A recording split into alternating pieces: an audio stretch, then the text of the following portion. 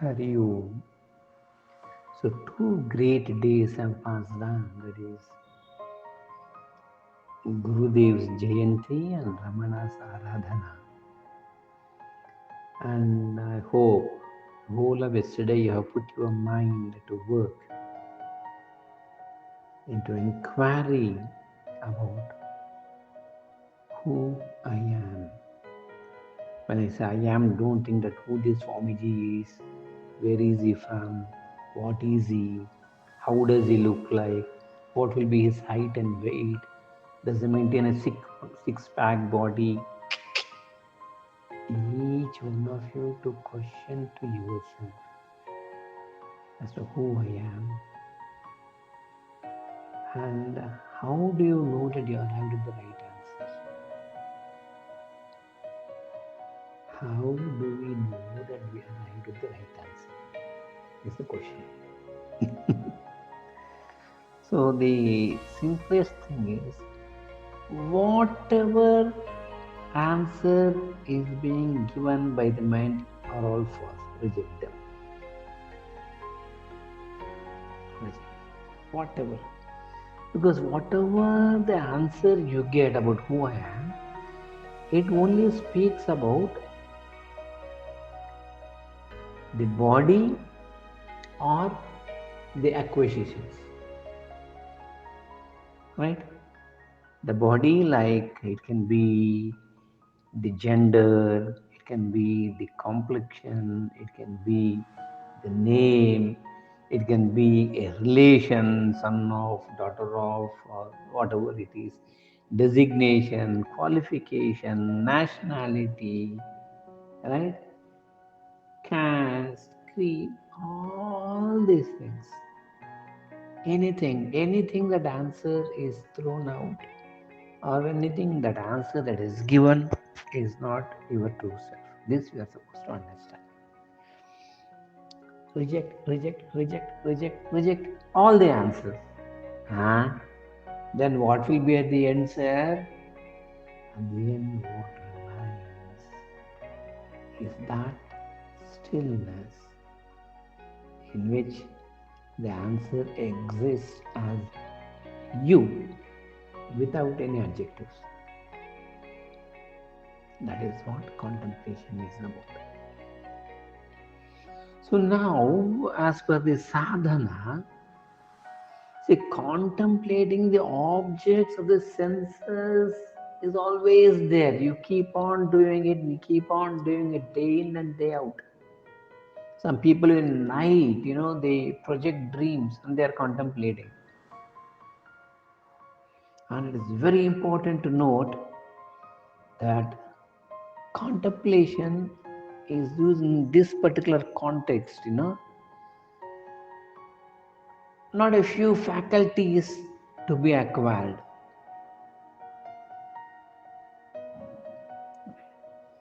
It is not few things that you develop, or it is not a new thing that you acquire. Each and every individual of us are constantly in the state of contemplation. That we should very clearly understand. Very clearly we should understand that all of us are contemplating. A child is contemplating on games, sports. A youth is contemplating about attire, dress. A bit a bit older is attached to relationships. It can be either with any sort of relationships. I don't want to mention things here. Some are contemplating on pleasures, wealth, position, power, dignity, name, fame. Right? Some are contemplating on food, drinks. So contemplation is constantly there. So don't say that I don't have that faculty to concentrate. to close the eyes and to meditate. It's the same almost in this particular context. Now, what we are speaking about. And that is how the world is moving on. But each one is attached to their own peculiarities as they contemplate on it, they meditate on it, and they are in full mission trying to realize it as much as possible, to gain it as much as possible. Isn't it? Students, they're striving day in and day out, especially with this corona, COVID, lockdown. They're struggling to acquire knowledge. 1 hour, 2 hour of online classes, the rest they are supposed to study on their own, doubts, clarifications. How to get good marks? Isn't it? Of course, some students are always there, happy, bindas. This year also we don't have classes. This we have all sorts of people everywhere in all walks of life. No exceptions. But achievement happens only in a contemplative mind. Only a successful man who contemplates will be successful or will achieve the target. That is very clear. An intelligent, wise man who has understood this in the sense what? That the world of sense pleasures are worthless and useless.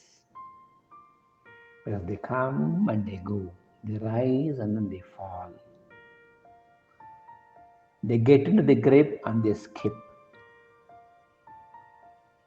Once this understanding is clear, then the mind turns towards the God, the higher. Once the mind turns towards the God, towards the higher, then it starts to contemplate on the purity and on the glory of the Lord. The more and more the mind contemplates on the glory of the Lord, the more purer the person becomes.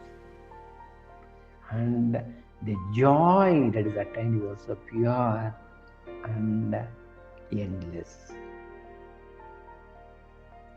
So with this pure, endless joy, a person remains in peace always. And not only remains in peace, but radiates peace. The radiance of peace emerges from him, and the surrounding areas will also become peaceful. In fact, a long time back must be in Holland, Maharishi Mahesh Yogi did a course of meditation on transcendental meditation, which is called as TM. And they went to the most polluted area where a lot of crime used to happen. And for 6 months, the team went there, sat and did meditation. And then they observed the statistical growth. And to their surprise, the crime rate in that particular area has diminished. When they took a society survey, and it was low because the radiance of love, peace, harmony, it has spread all through the air. And the atmosphere had become so calm. The radiance was there of peace, and the crime rate, the violence had drastically come down. So with this, we can understand the power of contemplation. The power of contemplation not only helps us, but also it helps the people around us and the surroundings.